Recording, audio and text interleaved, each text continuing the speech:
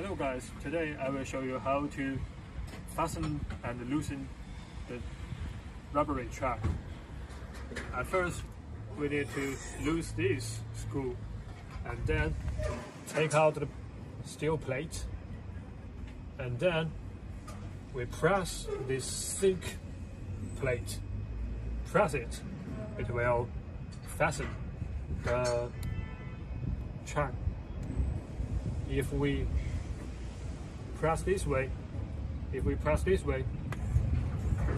our track will be loosened.